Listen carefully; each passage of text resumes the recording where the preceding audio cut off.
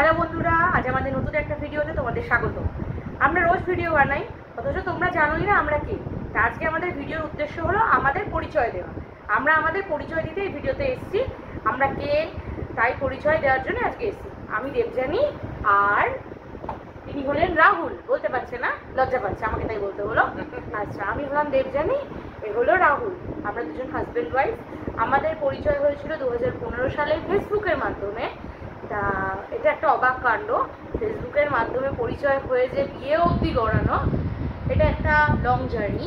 2015-তে আমাদের পরিচয় হয়, 2020-তে আমাদের বিবাহ জীবন স্টার্ট হয়, অ্যান্ড 2024 আমাদের ঘরে আমাদের রাজকন্যা আসে। আমাদের গরিব বাবার রাজকন্যা এসছে, আমাদের সোনামা এসছে, মাম্মাম এসছে। আমরা খুব খুশি। অ্যান্ড আমরা আমাদের পরিচয় জানানোর জন্যই এখানে এসেছি। তা তুমি কিছু বলবে? আমাদের প্রতিদিন ভিডিও আসবে গাইস তোমাদের কাছে, মানে আমরাও আশা করি যে প্রতিদিন তোমরা ভিডিওটা দেখবে, আমাদের পাশে থাকবে। না, আমরা আগে ভিডিও বানাতাম, মাঝখানে যেহেতু আমি প্রেগনেন্ট ছিলাম, ওর শরীর খুব খারাপ ছিল, আমরা খুব খারাপ সময়ের মধ্যে দিয়ে গেছি, যেখানে ভিডিও করাটা আমাদের পক্ষে রোজ হয়ে উঠতো না।